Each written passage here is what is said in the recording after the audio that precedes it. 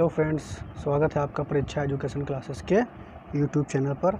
और इस वीडियो में हम पॉलिटी का पहला चैप्टर पढ़ने जा रहे हैं। और पहला जो चैप्टर है यानी संविधान जो है, हमारे देश का जो वर्तमान संविधान है, वास्तव में उसका उदय किस तरीके से हुआ है, उस पॉलिटी के उदय के बारे में, संविधान के उदय के बारे में हम कुछ बातें जानेंगे जो एग्ज़ाम के लिहाज से बहुत महत्वपूर्ण है। तो हम पढ़ने जा रहे हैं राज व्यवस्था का उदय। राज व्यवस्था का उदय। तो राज व्यवस्था में जो हमारी राज व्यवस्था है वो कहाँ से बनी है, तो सबसे पहले किस सब्जेक्ट से आई है, तो सबसे पहले आया था राजनीतिक दर्शन। क्या आया था? राजनीतिक दर्शन। ठीक है।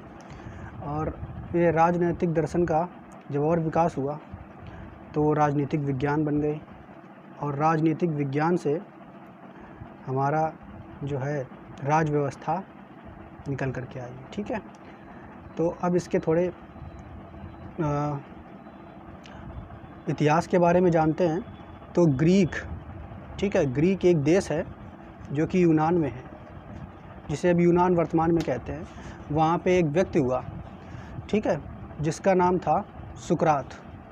और सुकरात की कहानी तो आपने बहुत ज़्यादा सीखी ही होगी। तो उस समय सुकरात के समय क्या था कि ग्रीक में वहाँ पे जो राजा वगैरह थे, बहुत ही अव्यवस्था फैली हुई थी।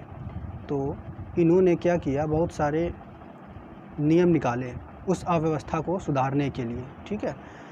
तो इनका वास्तव में कोई ग्रंथ नहीं था, इन्होंने कोई भी ग्रंथ नहीं लिखा था। और सुकरात जो है, इनका एक शिष्य हुआ, सुकरात का एक शिष्य हुआ जिसका नाम था प्लेटो। ठीक है। अब सुकरात का शिष्य जो प्लेटो था, तो प्लेटो ने क्या किया, वो भी अपने गुरु के मार्ग पे चले और समाज को सुधारने के संदर्भ में उन्होंने भी बहुत सारे नियम निकाले। और उन्होंने अपनी एक पुस्तक में इन नियमों को लिखा, जिस पुस्तक का नाम है रिपब्लिक। क्या नाम है? रिपब्लिक। तो सबसे पहले हमें याद रखना है कि सुकरात जो थे वो ग्रीक के निवासी थे, और उनका एक तो सुकरात जो थे वो ग्रीक के निवासी थे। उनका शिष्य कौन था? प्लेटो। तो प्लेटो ने क्या किया, एक पुस्तक लिखी रिपब्लिक। और प्लेटो ने एक स्कूल खोला जिसका नाम था द एकेडमी। क्या नाम था? The academy. ठीक है। और द एकेडमी में क्या करता था कि जो समाज में व्यक्ति हैं या बच्चे हैं उनको पढ़ाता था, और कुरीतियों को दूर करने के लिए भी उनको पढ़ाता था। तो इसी द एकेडमी में एक होनहार उसका छात्र था, ठीक है, प्लेटो का एक इसी द एकेडमी में एक छात्र था जिसका नाम था अरस्तु। और अरस्तु भी आगे चल के बहुत बड़ा विद्वान बना, जो कि शिष्य किसका था अगर देखा जाए तो प्लेटो का था। ठीक। सुकरात का शिष्य प्लेटो था। और प्लेटो ने रिपब्लिक नामक पुस्तक की रचना की। ठीक है। और प्लेटो ने ही द एकेडमी स्कूल खोला, और उस द एकेडमी स्कूल में पढ़ा कौन था? तो अरस्तु पढ़ा था। और अरस्तु ने इसने भी एक किताब की रचना कर दी, ठीक है, जिसका नाम था पॉलिटिक्स। क्या नाम था? तो पॉलिटिक्स। यानी प्रश्न आता है कि पॉलिटिक्स की रचना किसने की, तो हमें याद रखना है अरस्तु ने पॉलिटिक्स की रचना की। तो द पॉलिटिक्स या पॉलिटिक्स की रचना अरस्तु ने की, और ये भी राजनीतिक विज्ञान से संबंधित थी। यह इसीलिए इन अरस्तु को राजनीतिक विज्ञान का जनक कहा जाता है। ठीक है। तो राजनीतिक विज्ञान का जनक किसे कहा जाता है, तो आपको याद रखना है अरस्तु को। और अरस्तु का शिष्य हुआ सिकंदर। ठीक। तो यहाँ पे आपको क्या हमारे राज व्यवस्था के उदय में या हमारे संवैधानिक विकास में, उदय में, यानी ठीक है, कुछ बातें हमको याद रखनी है। प्रश्न क्या आ सकता है कि सुकरात जो था उसने कौन सा ग्रंथ लिखा हुआ था, तो उसने सुकरात ने कोई ग्रंथ नहीं लिखा हुआ था। और फिर क्रम में सजाने के लिए आ सकता है कि सुकरात का शिष्य कौन था, तो प्लेटो का शिष्य। तो प्लेटो का शिष्य हमें पता अरस्तु। सुकरात का शिष्य प्लेटो का शिष्य अरस्तु, और अरस्तु का शिष्य कौन था, तो सिकंदर। ठीक है। इसके बाद अब ये तो हो गया राज व्यवस्था के उदय के संदर्भ में कुछ महत्वपूर्ण तथ्य। अब हम ये जान लेते हैं कि राज व्यवस्था क्या है। तो राज व्यवस्था जो है दो शब्दों से मिलकर के बना हुआ है, राज, ठीक है, और व्यवस्था। किससे मिलकर के बना हुआ है? राज और व्यवस्था से। यानी राज्य में किसी भी चीज़ को व्यवस्थित ढंग से करना, ठीक है, उसे ही राज व्यवस्था हम कहेंगे। ठीक है।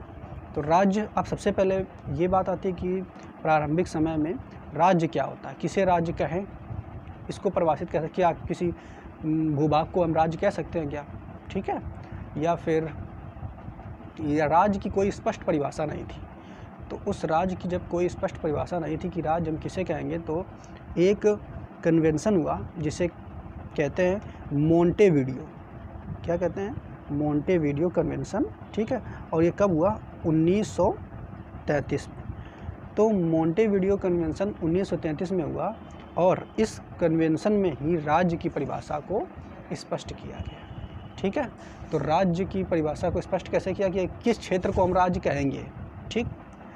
तो यानी राज्य किस क्षेत्र को कहेंगे? तो सबसे पहले राज्य के किसी भी क्षेत्र को कहने के लिए वहाँ पे 4 चीज़ों की आवश्यकता है, ये यानी 4 चीज़ें वहाँ होनी ही चाहिए, उसको ही हम राज्य कह सकते हैं। तो कौन कौन सी 4 चीज़ें हैं? तो सबसे पहले कि अगर कोई राज्य किसी चीज़ को कहेंगे तो उसके पास क्या होना चाहिए? भूभाग होना चाहिए, ठीक।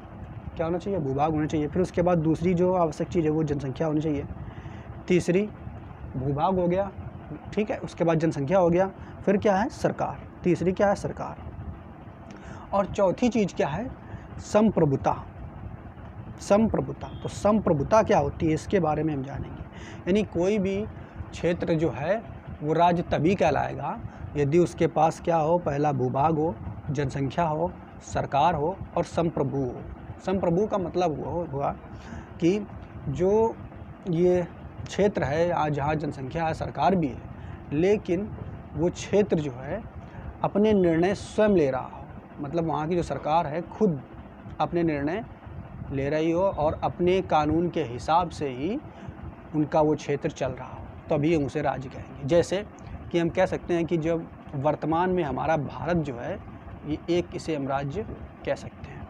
और 1947 से पहले, ठीक है, जब हमारा देश आज़ाद नहीं था तो हमारे देश में भूभाग भी था, ठीक है, जनसंख्या भी थी, सरकार भी थी, लेकिन संप्रभुता नहीं था। मतलब हमारे देश में कानून या नियम बनाने के लिए खुद हमारे देश के वासी जो है वो नहीं बना सकते थे।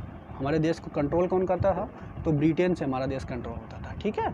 तो इसलिए हम कहेंगे कि वो राज्य नहीं था, ठीक है, हमारे देश के लिए, ठीक है। अब इसके बाद व्यवस्था का मतलब क्या हुआ? व्यवस्था का मतलब है सीधा और सीधा किससे? नियम से। व्यवस्था का मतलब है नियम से। यानी भाई अब राज्य अगर बन गया, ठीक, तो राज्य में अगर नियम नहीं बनाए जाएंगे तो क्या होगा? अव्यवस्था फैलेगी, अव्यवस्था फैलेगी, अराजकता फैलेगी, ठीक है। अगर जैसे अभी आप यही समझ लो कि हमारे जैसे दैनिक जीवन में पुलिस वगैरह ये ना हो तो लड़ाई झगड़े आपस में लोग करने लगे, ठीक है, एक दूसरे को मारने काटने लगे, ठीक है, कोई न्याय व्यवस्था ना हो, न्याय प्रणाली ना हो, तो कोई किसी का डर ही ना हो, तो अव्यवस्था फैल जाएगी। तो उसके लिए राज्य को व्यवस्थित रखने के लिए नियम बनाए जाते हैं, ठीक है। क्या बनाए जाते हैं? नियम बनाए जाते हैं। तो वही राज्य व्यवस्था के अंतर्गत हम क्या पढ़ेंगे? राज्य और उससे जुड़े हुए उनके नियम, ठीक। तो नियम क्या है? मौलिक नियमों के तो अब मौलिक नियमों के कुल समूहों को, ठीक है, क्या हम कहते हैं? संविधान कहते हैं।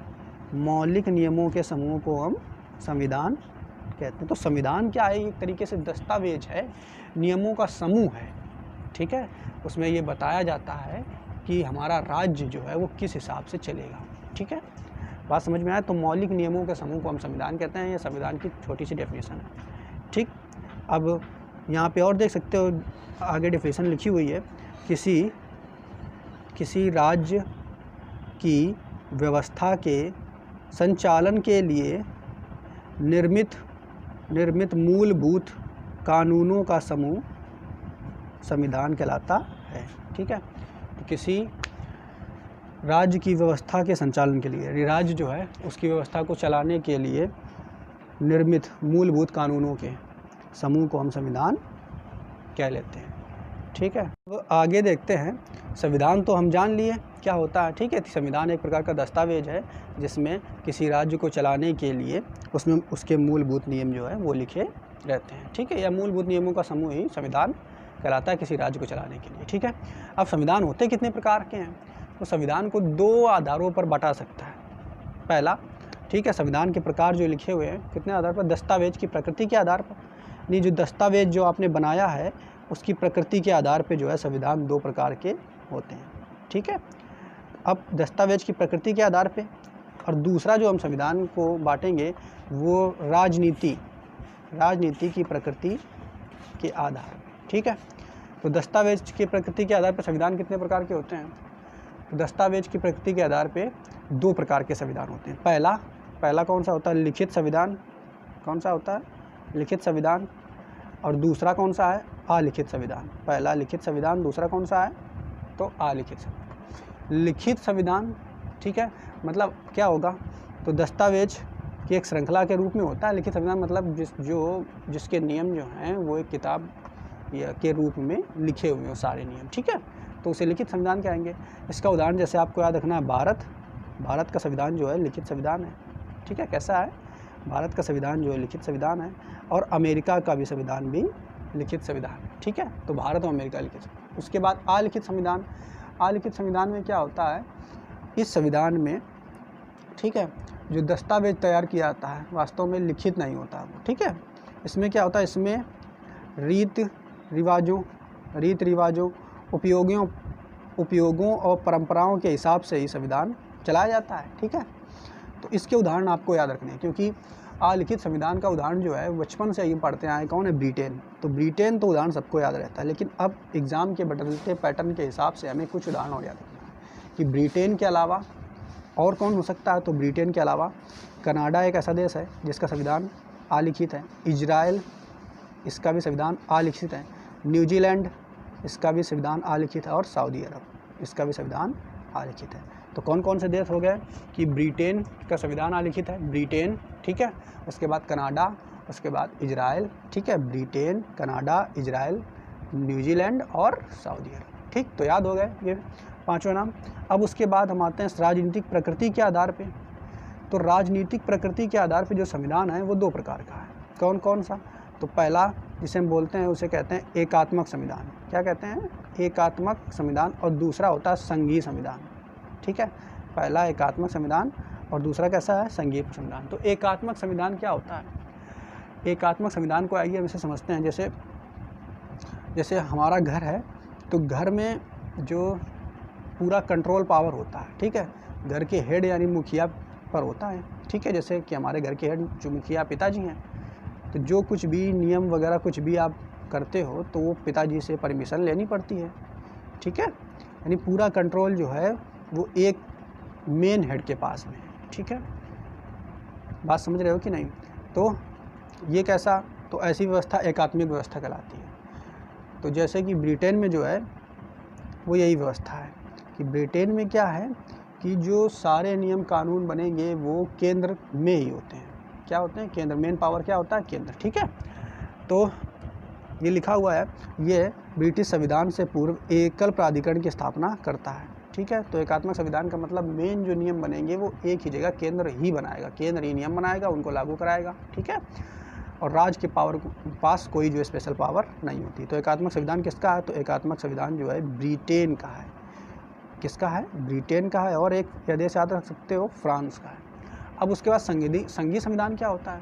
तो संघीय संविधान का मतलब ये है कि उसमें ये ज़रूरी नहीं है कि टोटल जो मेन पावर्स होती है वो केवल और केवल केंद्र के पास हो। यहाँ राज्यों के पास भी, ठीक है, नियम बनाने के क्षमता होती है, पावर होती है। ठीक है, तो राज्य भी अपना स्पेशल नियम बना सकते हैं। जैसे कि हम इसको समझ सकते हैं, जैसे जो अगर हमारे मतलब देश में जैसे संविधान या ब्रिटेन में अगर ब्रिटेन का केंद्र चाहता है कि किसी राज्य को वो बड़ा करना चाहे या छोटा करना चाहे, तो वो बगैर किसी राज्य की परमिशन से उस राज्य के क्षेत्र को बड़ा या छोटा कर सकता है या उसके नाम को बदल सकता है। ठीक है, लेकिन हम अमेरिका की बात करें तो अमेरिका में ऐसा नहीं है। अमेरिका का केंद्र ये नहीं कर सकता कि वहाँ के किसी राज्य का नाम वो अपनी मर्जी से बदल ले। नाम बदलने के लिए उसको राज्यों से परमिशन लेनी होगी। ठीक है, और ये भी कह सकते हैं कि वहाँ के राज्य अपने नियम खुद ही बना लेते हैं। ठीक है, तो ऐसी व्यवस्था जहाँ पे केंद्र और राज्य दोनों प्रमुख हों, ठीक है, ऐसा संविधान जो उनका होगा उसे हम क्या कहेंगे? संघीय संविधान। ठीक है, तो ऐसा संविधान किसका किसका है?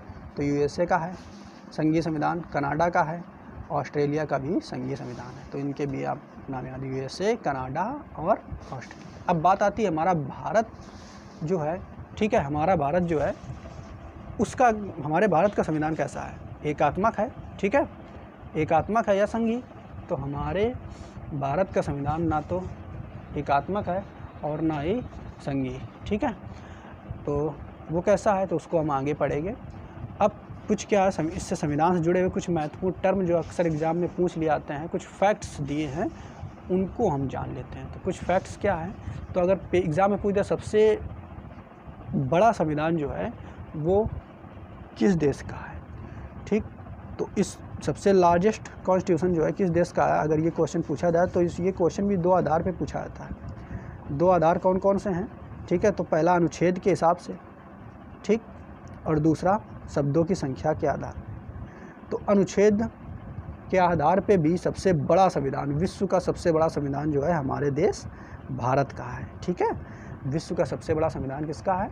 हमारे देश भारत का है, ठीक, और जिसमें 395 अनुच्छेद हैं, ठीक है। कितने हैं? 395। इसमें जो अभी शुरुआत में जो थे वो भी 395 ही अनुच्छेद थे, और लेकिन बाद में जो है अनुच्छेदों में ए और का, खा, गा करके, ठीक है, कुछ और अनुच्छेद जोड़े गए।